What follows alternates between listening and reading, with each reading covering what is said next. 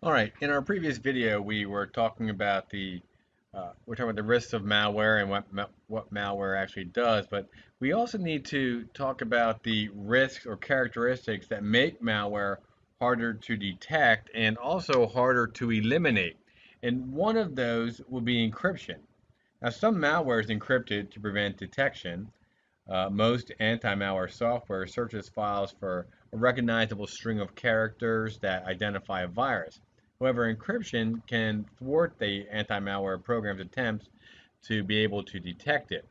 And malware is sometimes disguised as a legitimate program, which makes it what we call stealth, um, or these legitimate programs replace parts of legitimate programs, and then it becomes more of just destructive code.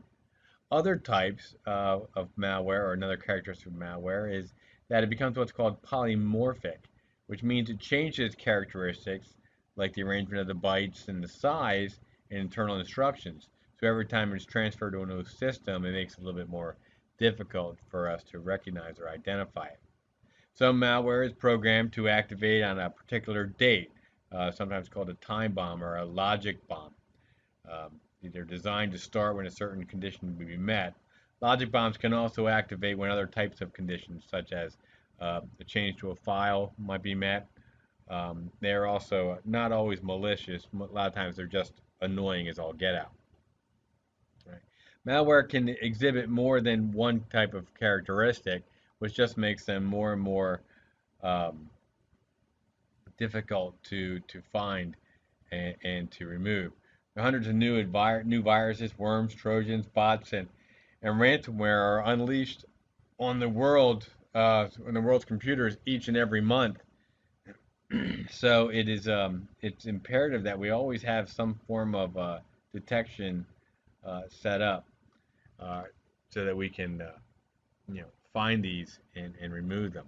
Now, it is important, though, that every organization assess their own security risk. And this is what we call a posture assessment, which is a thorough examination of each aspect of the network to determine how it might be compromised.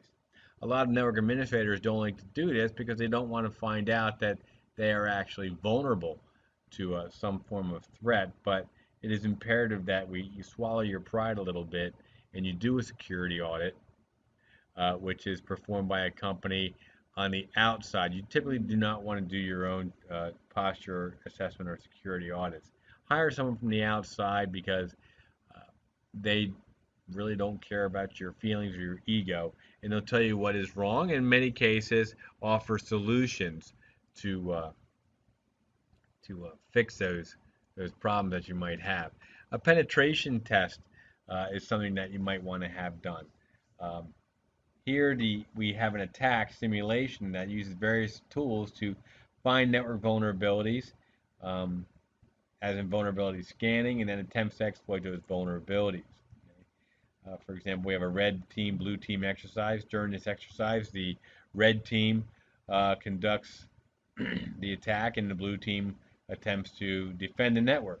Usually, the red team is a hired attacker, such as a consultant or security organization. The blue team will be the company's own IT services. The blue team has no warning of the impending attack in order to better evaluate the day-to-day defenses that may occur. The red team will rely heavily on social engineering to attempt to access the company's private data, accounts, or systems without getting caught. The company's detection and response to the attack is the primary focus rather than the technical vulnerabilities of the network itself. Scanning tools that we use might provide hackers and you with a simple and reliable way to discover crucial information about your network, including but not limited to, every available host that might be on, services, applications, different versions, operating systems running on the host, uh, the ports that might be available on the host or service or in a network, existence, type, placement, and configuration of your firewalls, software configuration, and any data that should be encrypted but might not be encrypted. Um, Used intentionally on your own network, scanning tools can improve security by pointing out insecure ports, software, and firmware that should be patched, permissions that should be restricted, and so on. They can also contribute valuable data to assert management and audit reports.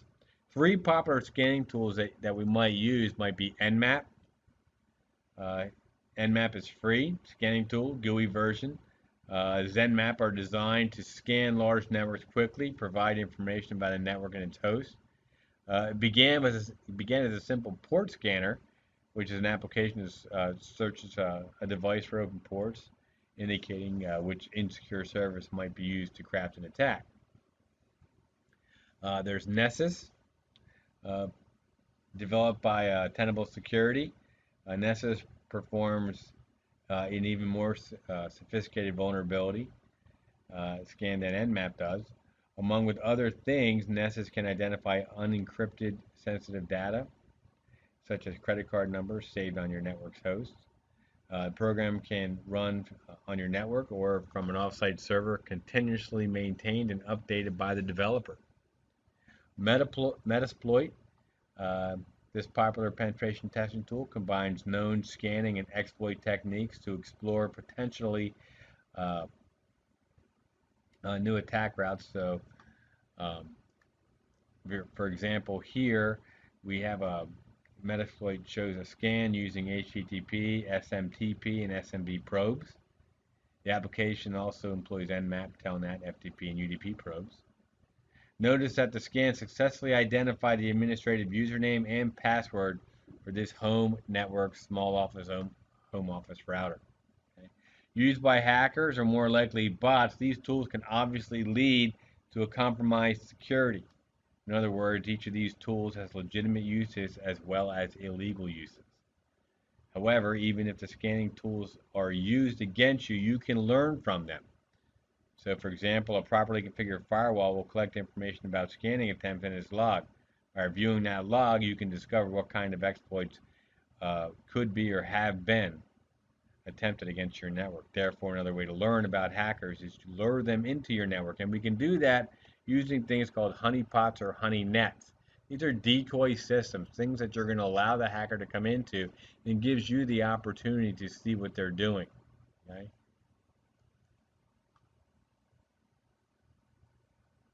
Physical security is one of the bigger things that we talk about. And it's a common sense thing. Use cameras. Use a locked door. Preventive measures like a locked door just makes it difficult for someone to walk into your network and get on one of your PCs to plug into one of your switches. It is important to have good detection measures in place for the times when someone is able to breach your secured perimeters. Okay? Use keypads, cipher locks, okay? Or other physical electronic locks that require a code to open a door, which can reduce inherent risk of lost keys. Changing a cipher lock's code regularly can also help increase security. They're not designed solely for physical security, such as on an outside door, so much as for the purpose of controlling access to an area, such as an indoor data room. And also it's used by logging who came into the room and what's going on. Key fobs provide remote access or provide remote control over locks and security systems. Many of you have key fobs just to get into your own vehicles. A lot of us use key cards as well, access badges that provide access to buildings. A lot of times we call them smart cards. Smart cards are also can be used to log into PCs and or terminals. Biometric devices like fingerprint readers and retinal scanners. Um, but one of the more popular biometric devices would be a fingerprint. It is important to remember, though, on our biometrics that our characteristics of our own physical body will change over time. So it is important that we do have these items um, updated frequently. So your fingerprints might need to be redone after so many years. Retinal scan, as the retina, as it scans the back of your eye, you do know that those items do deteriorate over time. It's why we have to wear glasses. Okay? Your proximity cards and badge accesses allow you into certain areas of our rooms. Okay, and then your proximity card does not require physical contact, so you just have to put it next to the card, next to the reader. And fingerprint scanners require, your biometrics. Despite all of the precautions, sometimes breaches do occur, and the key to protecting sensitive data and systems is to detect intrusions as quickly as possible and be prepared to respond appropriately. Beyond detecting the presence of an intruder, however, security detection technologies have expanded to detect other types of events as well.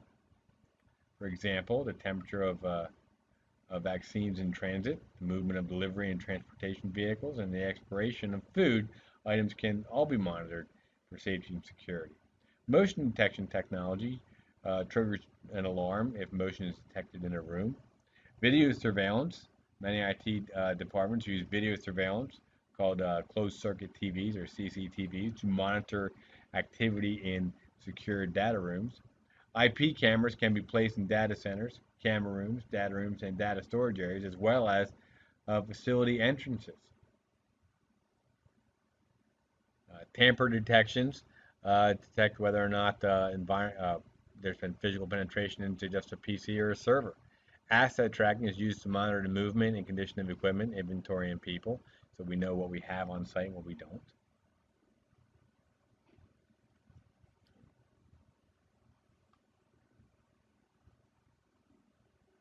Okay. Simple things like a plastic security seal, right? As you see on the electrical monitor up top there, um, if this little physical lock is broken, then we know that someone has tampered with the electric meter. Right? A RFID label on this box allows the delivery service to track its progress. So that's when they deliver a package to you at, say, Amazon, you will then receive, oh, your package was delivered because the postal worker will scan the RFID and then punch in that it was dropped off at the front porch or put in the mailbox or someone had signed for it.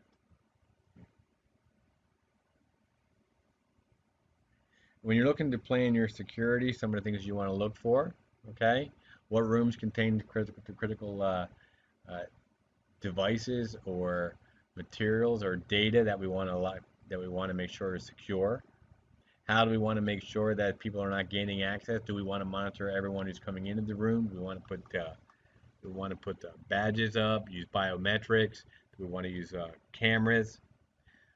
How and what is the extent of the personnel? Who's allowed into this room? All employees are to be instructed on where they're allowed to go. We want to make sure that tailgating is not allowed. We spoke about that earlier, what tailgating was.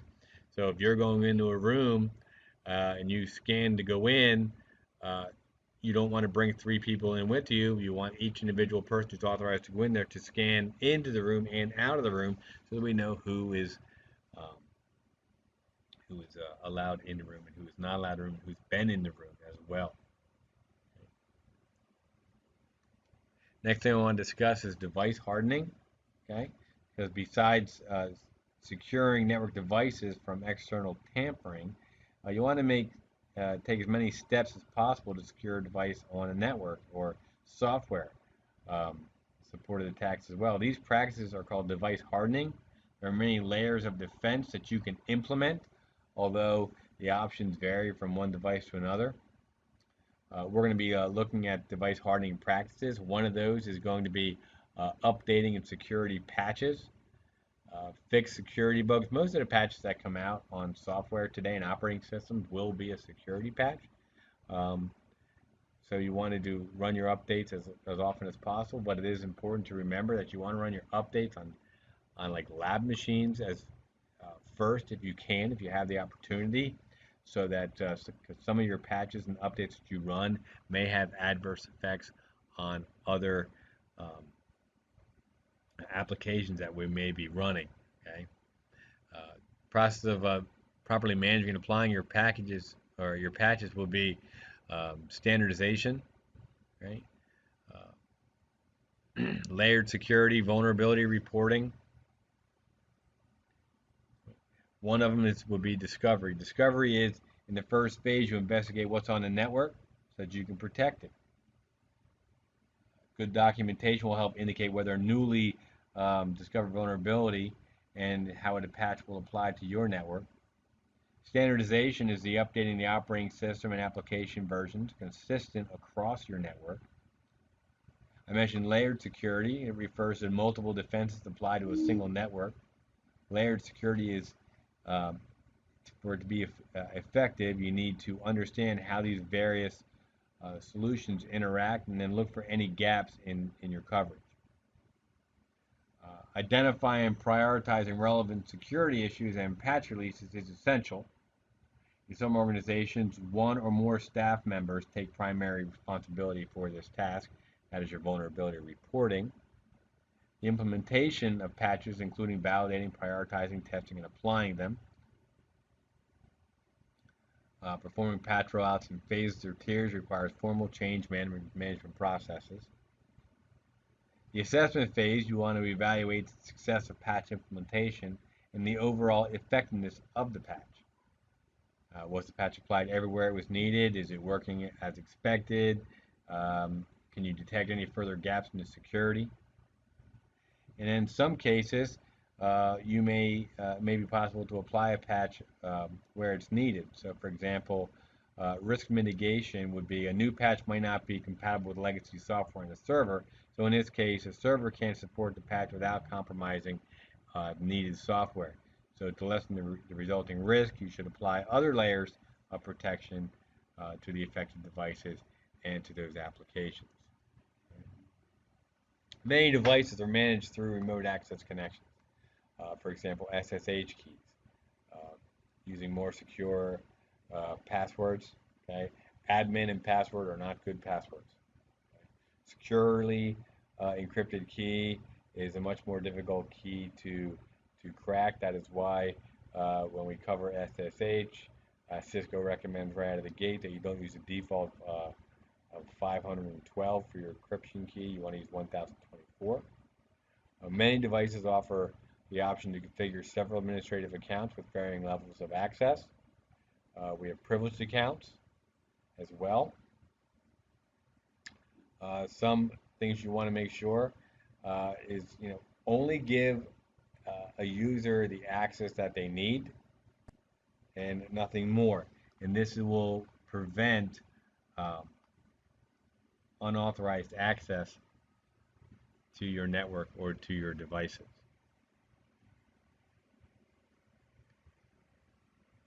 Services and protocols. Imagine that a hacker wants to bring a library's database and mail service to a halt. Suppose also that the library's database is public and can be searched by anyone on the web. The hacker might even begin by scanning for ports in the database server to determine which ports are open to certain processes or service.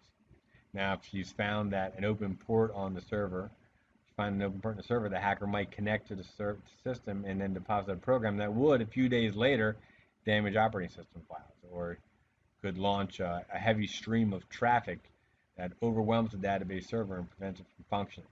She might also use her newly discovered access to determine the root password on the system, gain access to other systems, and then launch similar attack on the library mail server, which is attached to the database server. In this way, even a single mistake on one server not protecting an open port cannot open vulnerabilities on multiple systems across the network. There's a term called hashing. Now, hashing means to transform data through an algorithm that generally reduces the amount of space needed for the data. Hashing is not the same thing as encryption, though it is often listed as a type of encryption and does, in a similar manner, transform the data from one format to another. Encrypted data can be decrypted, but hashed data cannot. Hashing is mostly used to ensure data integrity. So if a hash starts out one way at the beginning of a transmission and it changes at the end of the transmission, that means that packet has been intercepted and then will just be discarded. The most commonly used hashing algorithm today um, is some form of SHA, which is a secure hash algorithm. Now you might hear it pronounced as Shaw or Shay, and the primary advantage of an SHA over older hashing algorithms is that its resistance to collisions. A collision is when two different types of data sources result in the same hash. Now, a prevalence of collisions from a hashing algorithm essentially defeats the purpose of hashing. So, however, the added security to avoid collisions means that hashing processes takes longer than less secure options. Now, we have several different versions of SHA. 0 is the original version, developed by the NSA, later dubbed SHA 0, uses a 160-bit hash. SHA 1, the original version, was quickly replaced by the next, slightly modified version due to the undisclosed flaw in SHA 0. 1 has also been retired in favor of the next two iterations, which are 2, okay, which also designed by the NSA, and um, it has a variety of hash sizes, most popular of which is 256, and the SHA 512, uh, which uses a 512-bit hash. You'll note that in 2, the 2 refers to the version number, whereas the larger numbers 256 and 512 refer to the length of the hash. 3, the most recent iteration of SHA, was developed by private designers for public competition in 2012. It's very different in design than 2, even though it uses the same 256 and 512-bit hash lengths. SHA 2 and 3 are often implemented together for increased security. It is also common for data to be hashed in multiple passes.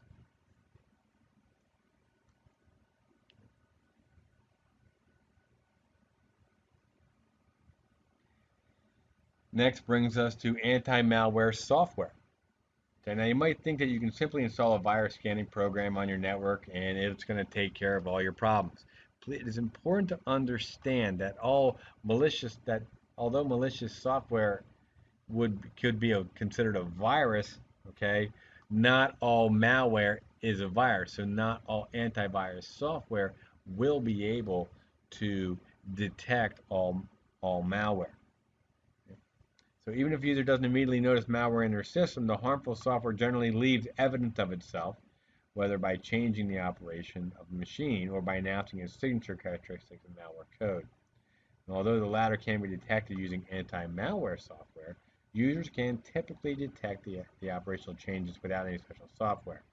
Things like unexpected increases in a file size, significant unexplained decline in system and network performance, unusual error messages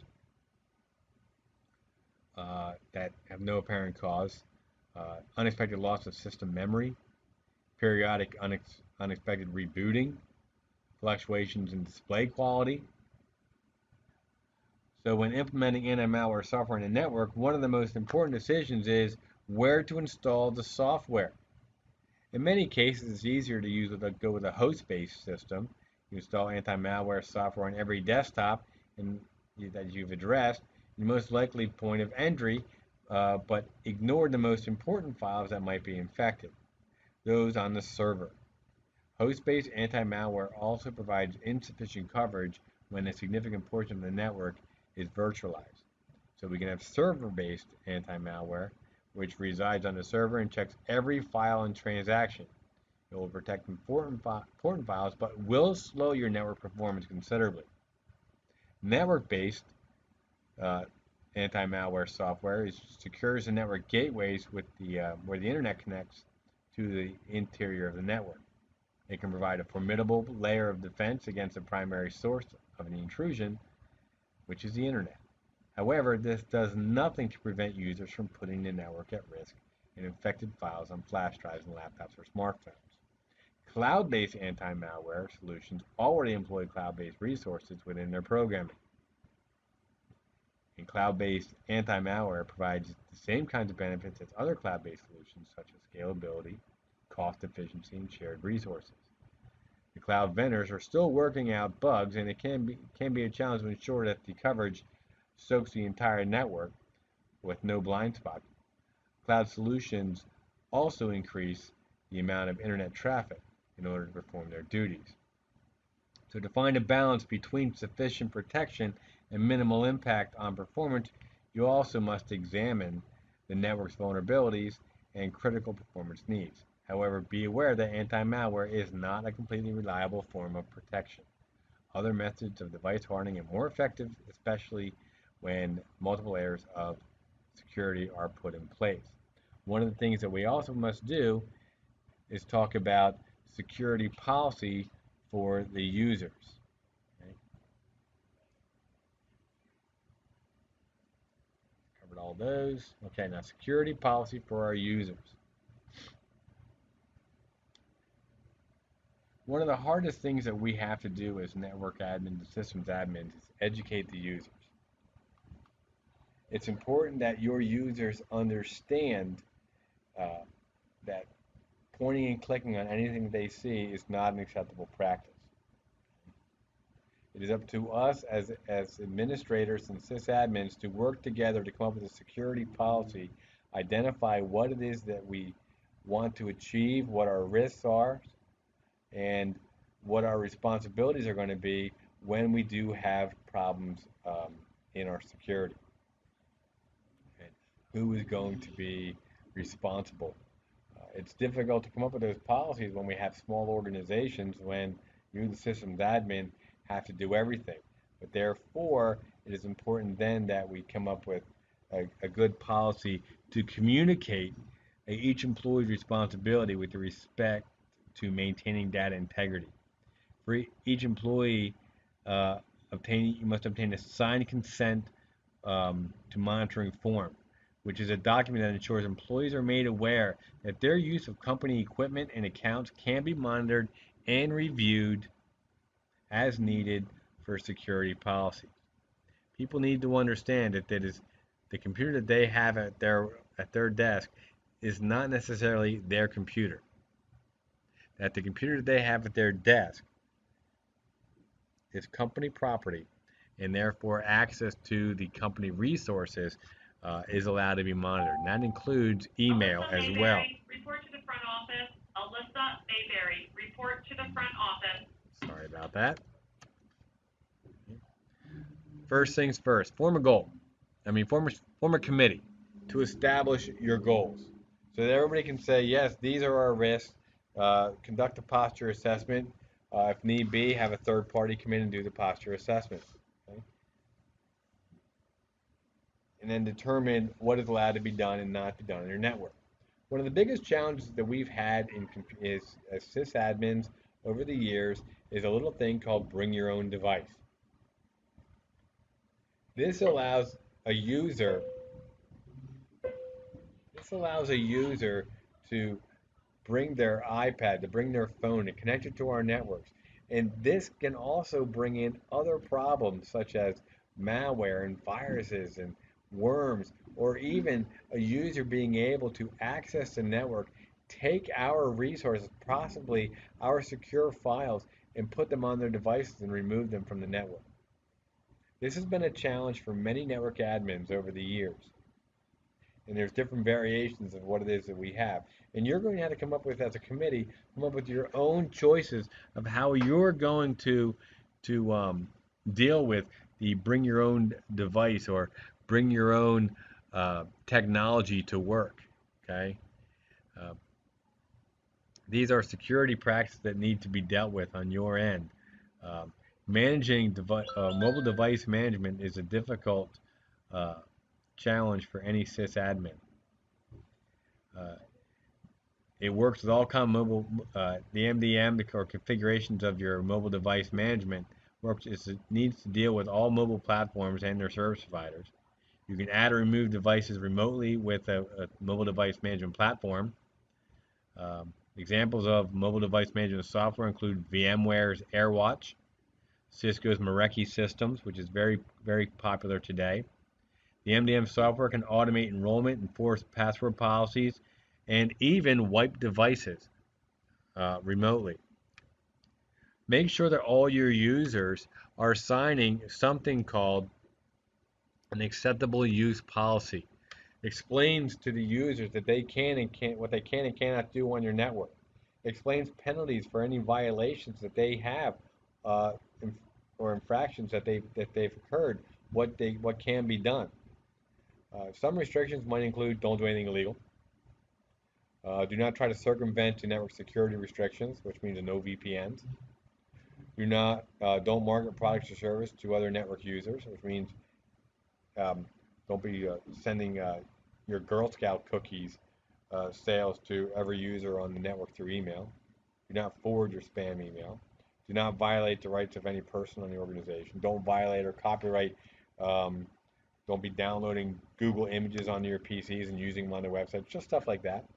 Okay? Uh, the software of the company is the software of the company that is not yours. You make it something as simple as make sure you sign off or lock your device when you're not at your desk. Be aware that activities on the network can be and or are monitored. And then if anything does occur on your network, on your computers, be sure to report any suspected um, compromised uh, files, devices, whatever, um, to the property authorities. Okay. This ends what I'm going to talk about right now.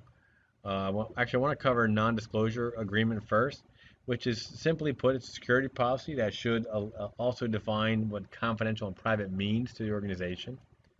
This is often done as a non-disclosure agreement. In general, information is confidential if it could be used by other parties to impair an organization's functioning, decrease customers' confidence, cause any financial loss, damage or organizational status, or give significant advantage to a competitor.